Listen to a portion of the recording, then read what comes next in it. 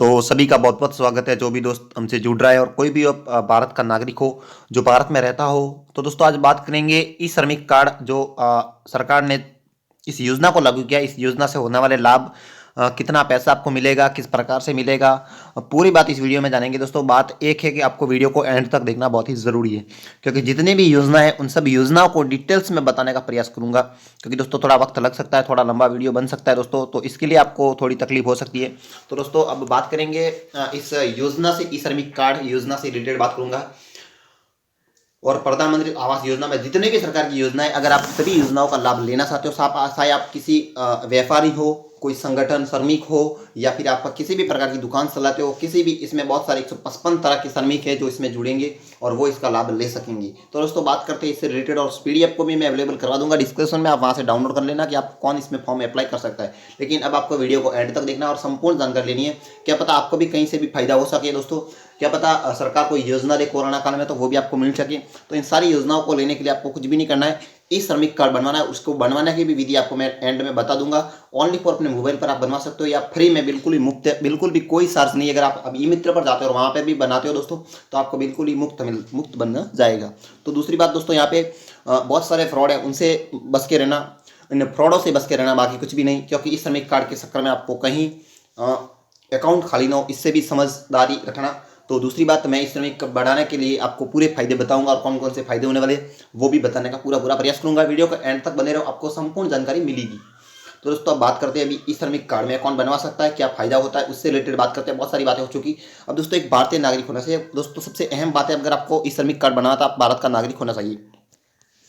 दोस्तों कोई भी परिवार का सदस्य, कोई विकलांग सदस्य होगा, प्रधानमंत्री आवास योजना, ग्रामीण योजना के लाभ प्राप्त करने के लिए पात्र है। जिसके पास कोई स्थायी नौकरी नहीं है, यह केवल आकस्मिक श्रमिक संकलन है। और नेक्स्ट दोस्तों अभी बात करेंगे पूरी योजनाओं को कितने पैसे मिलेंगे, किस योजना के तहत कितने पैसे मिलेंगे आपको।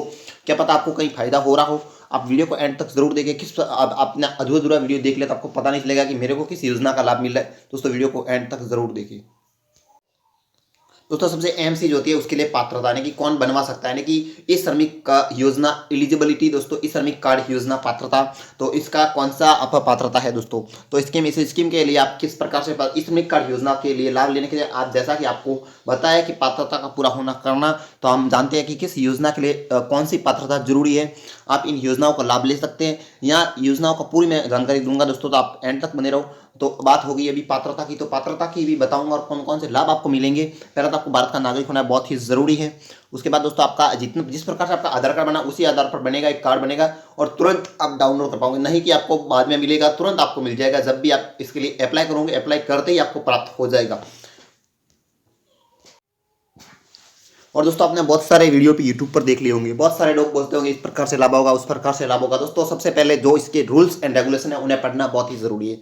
और दोस्तों इस श्रमिक योजना का लाभ कब मिलता है, यानी कि किसको मिलता है और कब मिलता है, ये बहुत ही जरूरी है। आप ऐसे ही दोस्तों लोगों कई लोगों को ऐसे सवाल है कि ई श्रमिक कार्ड बनवाने के बाद योजना का लाभ मिलता है। हाँ बात सही है कि लाभ मिलता है, वह कब और किस तरीके से लिया जा सकता है। तो आपको बता दें कि ई श्रमिक कार्ड जितनी भी योजना है, उन योजनाओं को लाभ योजना के पात्रता के अनुसार ही मिलता है। दोस्तों योजना की पात्रता, अगर आप पेंशनधारी हो तो आपको पेंशन के अनुसार पेंशन मिलेगा, ना कि मुझे पेंशन मिल जाएगा, मेरी उम्र ही नहीं है पेंशन की तो मुझे पेंशन कैसे मिलेगा। दोस्तों जो भी आपकी पात्रता है उसके अनुसार आपको लाभ मिलेगा।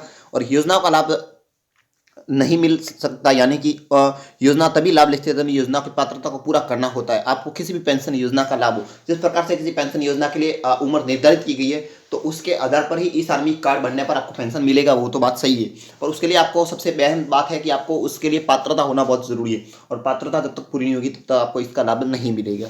तो नेक्स्ट अभी बात करेंगे इससे पूरी रिलेटेड सब बात। अब दोस्तों यहाँ पे आपको एक बात समझ में आ रही है, यहाँ हाथ में मेला नहीं, या थैला, दोस्तों इसको समझ लेना, आप थैला समझ लेना। थैला उठाने वालों को पूर्णमास के स्वरोजगार योजना 3000 रुपये।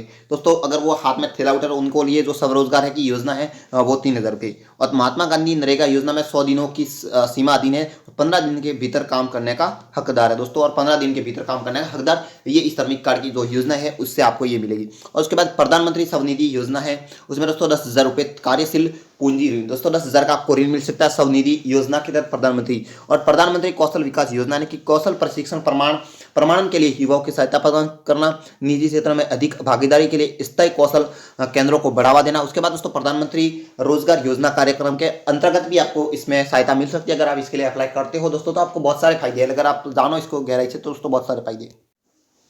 दोस्तों उसके बाद आरोग्य योजना, जो प्रधानमंत्री की योजना है दोस्तों, आपको पता ही है कि प्रधानमंत्री सुरक्षा बीमा योजना है। प्रधानमंत्री की बहुत सारी योजना, उसके प्रति आपको 5 लाख रुपए मुफ्त, अगर आपको कहीं गंभीर बीमारी हो, आपको इस योजना में इलाज करवाना है कहीं, तो 5 लाख रुपए तक का मुफ्त इलाज हो सकता है। बुनकरों के लिए स्वास्थ्य बीमा योजना 15,000 रुपये दोस्तों, बुनकरों के लिए स्वास्थ्य बीमा योजना है वो 15,000 रुपये है। उसके बाद राष्ट्रीय सफाई कर्मचारी वित्त और निगम किसी भी व्यवहारिक आय सर्जन के लिए वित्तीय सहायता प्रदान करती है। और दोस्तों मैंने ये बता दिए आपको 100 दिन वाले, फिर से बताने की जरूरत नहीं है। अगर आप जानना चाहते हो तो देख लो एक बार, फिर से मैं बता रहा हूँ यहाँ पे कि 3,000 रुपये, उसके बाद 100 दिन आपको मिलते हैं, उसके 15 दिन के लिए भीतर काम करने के हकदार है, ये भी आपको। अब यहाँ पर राष्ट्रीय सामाजिक सहायता कार्यक्रम यानी कि 300 से 500, 1,000 और 3,000 तक मिल सकती है दोस्तों। सामाजिक राष्ट्रीय सुरक्षा सहायता कार्यक्रम के तहत 300, 500, 1,000 या 3,000 रुपये तक आपको इसमें जो योजना का लाभ है वो मिल सकता है। उसके बाद दोस्तों आयुष्मान भारत योजना, आप सबको पता ही है कि आरोग्य योजना, इसके लिए 5 लाख रुपए तक आपको मुफ्त इलाज की योजना भी अगर ई श्रमिक कार्ड बना हुआ है तो ही मिलेगा, नहीं तो नहीं मिलेगा दोस्तों। ये ऐसी सरकार की मानना है कि आप ई श्रमिक कार्ड जल्दी से बनवा लें और सभी को बनवाना है। बुनकर के लिए स्वास्थ्य बीमा योजना, लाभार्थी 15,000 रुपये, राष्ट्रीय सफाई कर्मचारी वित्त और विकास निगम कार्य योजना वित्तीय सहायता दोस्तों, इसके लिए आपको ऑफिशियल वेबसाइट मिल जाएगी ई श्रमिक कार्ड की, गूगल पर वहां से आप बनवा सकते हो और ध्यान रहे कि किसी अदर वेबसाइट से ना बनाए। नेक्स्ट दोस्तों आपको बता दिया।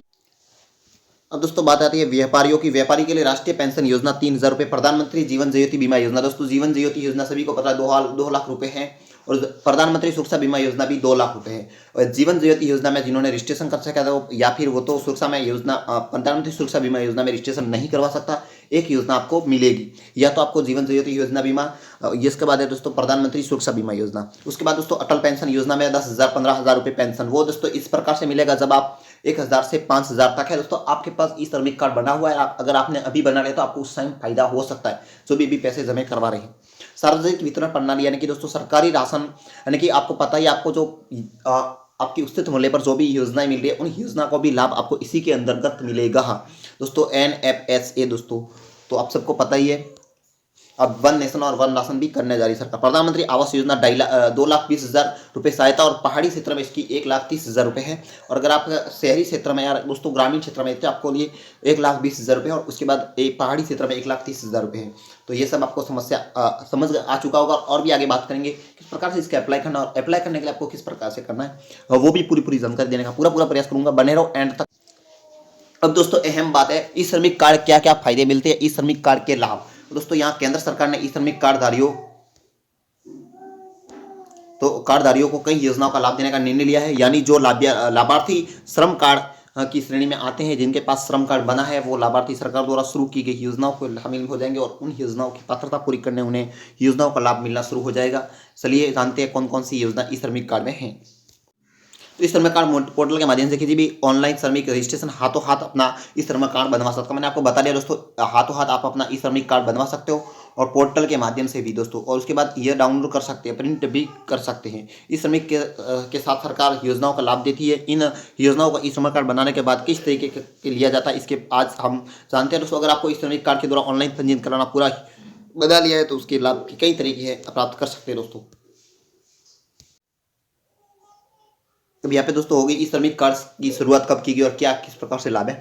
तो 26 अगस्त 2021 को ई श्रम पोर्टल को शुरू किया गया। इसका मकसद यानी कि उद्देश्य है कि गरीब मजदूरों को आर्थिक सहायता प्रदान करना, इन तरीकों के रोजगार प्रदान करना। 2020-21 में आई महामारी कोविड-19 के कई मजदूरों को बेरोजगार हो चुके थे, उन्हें ऐसे सरकार इन मजदूरों को कुछ सहायता कर सके, इसके चलते पूरे देश में एक ई श्रम कार्ड शुरू कर दिया गया। इस मजदूरों को घर बैठे अपना बिना वेरिफिकेशन ऑनलाइन ही श्रमिक कार्ड यानी कि कार्ड बनवा सकते हैं, और श्रम कार्ड का सारे फायदे हैं, इन योजनाओं का लाभ मिल सकता है। दोस्तों मैंने आपको सभी फायदे और सभी जो भी थे वो बता दिए, और इसलिए ये बनाया गया था। इसकी आगाज है दोस्तों, वो आपको डेट मैंने बता दी, 26 अगस्त 2021 को ई श्रम कार्ड पोर्टल का जो लोकार्पण किया गया था दोस्तों। ये केंद्र सरकार की योजना है, इसमें आपको कोई भी सीधा फायदा होने वाला, इसलिए आप बनवा लेना जिन्होंने भी नहीं बनवाया, और चैनल को सब्सक्राइब कर लेना एंड बेल आइकन को प्रेस कर लेना दोस्तों। जय हिंद।